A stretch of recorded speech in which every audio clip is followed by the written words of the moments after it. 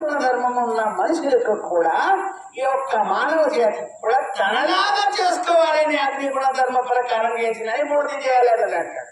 గుణతత్వం అని బూడిద చేసి స్వచ్ఛంగా నిక్కగా బంగారం ఎన్నిసార్లైనా అగ్నిలో వేసిన కానీ ఎర్రగనే ఎత్తుంది కానీ తెల్లగా అందుకు కాబట్టి అవసరం ఎన్నిసార్లు అయినా ఆ ఒక అగ్నిలో వేసి కాలు కరగబెట్టిన కొద్ది ఇంకింత ఎక్కమట్టుకు ఆ బంగారం మెరుస్తూ ఉంటుంది, ఎల్లగా అవుతుంది.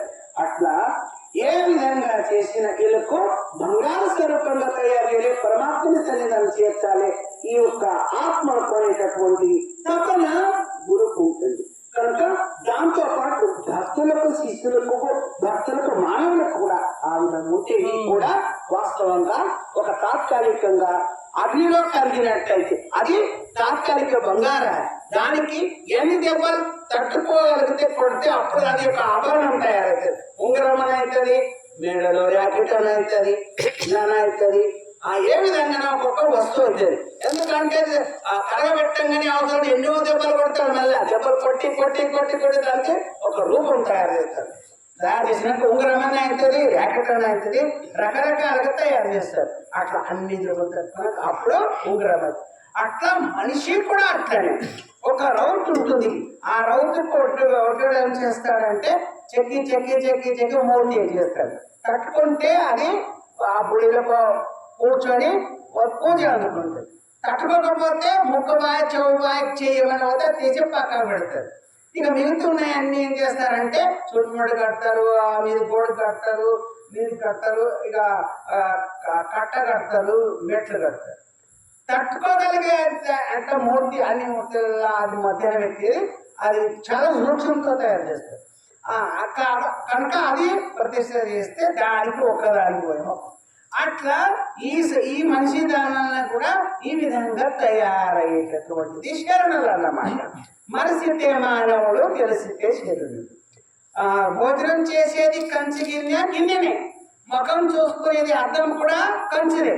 సంస్కారం ఇస్తే అది అర్థమైంది, లేకుంటే అది పాత్రైంది. అట్లా అద్దం పైన నుంచి పడేస్తే పగిలిపోతుంది, కంచి గిన్నె కూడా కిందికి పడేస్తే పగిలిపోతుంది. అట్లనే ఈ విధంగా మనిషితే మానవుడైతాడు, తెలిస్తే శరణుడైతాడు. అందుకు కాబట్టి ఈ విధంగా మనిషి జన్మ అనేటటువంటి కంచి గిన్నెలాగా అర్థంలాగా అన్నమాట. తినడానికి ఉపయోగం చేసుకుంటే గిన్నె అయింది, సంస్కారం ఇస్తే అర్థమైంది. అర్థమైనప్పుడు మన ముఖం ఎలాగుంది, ఏమి సరి తప్పు ఉంది, సరి దిద్దుకోవాలి, ముఖం చూసుకున్నా అంటే అర్థంలో చూసుకున్నది.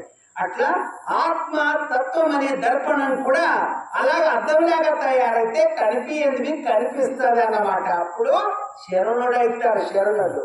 మనిషితే గొప్ప ధర్మాలు మానవుడు అప్పుడు అవుతాడు.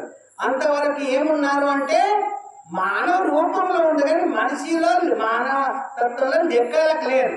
ఎందుకు లెక్కలేరు అంటే ఇంకా అక్కడ ముద్రనే పడలేదు కదా, అందుకు లెక్కలేరు. ఏమిట్లకు లెక్కున్నారంటే జీవ జంతు పక్షి ప్రాణిని లెక్కలు. అంటే పక్షి ప్రాణి జీవ జంతువులు లెక్క ఉన్నామంటే మేము జంతువు లెక్క అనిపిస్తున్నామా? ఏం కూరపళ్ళు ఉన్నాయా మాకు, ఏం గడ్డి తింటామా అనుకోవట్లేదు. అలాగా కాదు. లక్షణాలన్నీ ఏం లక్షణాలు ఉన్నాయంటే జంతువు లక్షణాలు ఉన్నందుకు జంతువు అన్నారు అన్నమాట. మనిషి తత్వ లక్షణాలు ఉన్నప్పుడు మనిషి అవుతాడు, తెలిస్తే శరణుడు అవుతాడు అన్నమాట. అట్లనే జీవన చక్రాలను తెలుపుకుంటా వచ్చిన ఆత్మలు ఉన్నాయి కాబట్టి ఆ గుణధర్మాలన్నీ ఈ ఆత్మలకు ఉంటాయి. అది కాబట్టి తెలుసుకోగలిగేది, శోధించుకోగలిగేది, సాధించుకోగలిగేది ఈ జన్మలని మనిషి జన్మని యా జన్మకు కూడా సాధ్యం. మనిషి జన్మకి అవుతుంది. దీనికి ఈ జన్మ ధరింపజేసుకునేది అవకాశం ఒక మనిషి జన్మకే ఉన్నదని చెప్పి పదే పదే పదే పదే చెప్తున్నా. మళ్ళా ఈ యొక్క దినము, టైము, మన ఆయుష్, వయస్సు ఇవన్నీ పోయింది, తిరిగి రాదు. అందుకు ముందుకు మళ్ళా ఇలాంటి టైము, ఇలాంటి మాట, వాక్యము, అనుభవం అనేది దొరకడం చాలా కష్టం ముందుకు. అందుకు చాలా ముందుకు కష్టం ఉంటుంది. మనిషి ఆయుష్ కూడా 120 సంవత్సరాలు. 120 సంవత్సరాలు ఇప్పుడు లేదు, 80 సంవత్సరాలు. ఇంకా ముందుకు 20 సంవత్సరాలు లేదు, 60 సంవత్సరాలు. ఇప్పుడు ప్రస్తుతంగా 40 సంవత్సరాలు. ఇక ముందుకి ఏముంటుంది అంటే బతికేది ముందు వాళ్ళు 16 సంవత్సరాలే జీవించగలుగుతారు. కనుక ఆడపడుచు చిన్న పిల్లలు 5 సంవత్సరాలకే పెద్ద మనుషులు అవుతారు.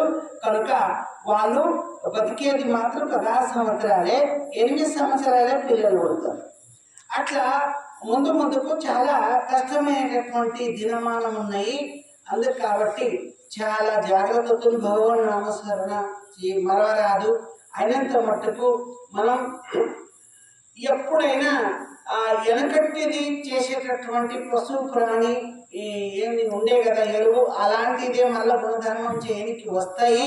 మళ్ళీ అదే అలవచ్చాలి అని అందరూ అనుకుంటారు. అనుకున్న తర్వాత మళ్ళా అలాగనే చేయాలని సత్యయుగం ప్రారంభమవుతుంది. అంతవరకు మనిషి కలుషితంలో ఉండేటటువంటి పొడి పదార్థాలు అన్ని కలుషితంలోనే లాస్ట్కు మనిషికి అందరూ విచారించి మహాత్ములు చెప్పే మాటని విని వాళ్ళందరూ కూడా జన్మం అనేటటువంటిది గ్రహించగలుగుతారు, యోగ ధ్యానాలు చేయగలుగుతారు. అంతే కాబట్టి మళ్ళా సత్యయుగం ప్రారంభం కావడానికి ఇంకా కొన్ని దినములు ఉన్నాయి.